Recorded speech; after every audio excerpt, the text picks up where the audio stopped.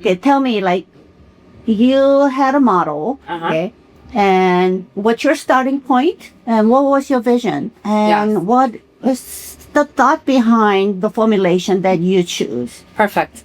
So for my model, she's a starting level 7, and I like to get about 1 to 1.5 shades of lift for her. And we also are working with about, I would say about 50% gray. Okay, she's not very resistant. So today we use an 8, okay, 8NN actually, 00, and then we added a little bit of silver intensifier to it.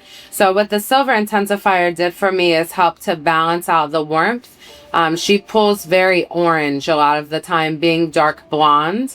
And so adding just 5 grams of this silver intensifier with the 8 gave us a perfect medium blonde for her and gave me great gray coverage as well. Okay. Yes. Okay. And then I saw you mixing 8.00 with 12.13 as pull through through the ends to give dimension. What is the thought behind mixing the 8.00 and 12.13? Yes. So the 8 and the 12, when you mix them together equal parts, it will land somewhere in between, right? So this will land at around about a level 10, okay?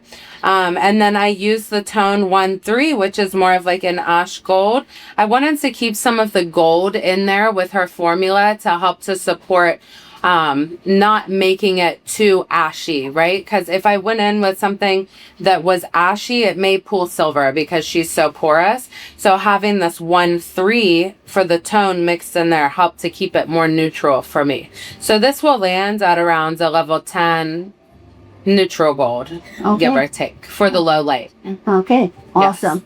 So for somebody who's never used Fab, okay, first time, okay, what is your thought?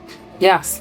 So personally, after using this color line, like I told you, like I would be so interested to like literally switch over after using it one time.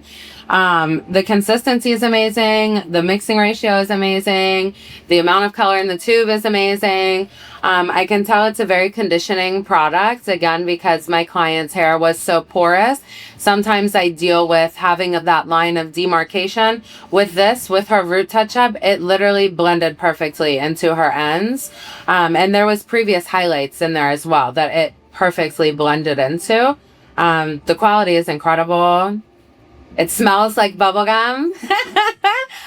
So many great things about it, honestly. I'm really excited to go forward using it. Okay, awesome. Thank you so much. Okay. Tell me something about the bleach. What do you think about the bleach? So I love the consistency of it when I mix.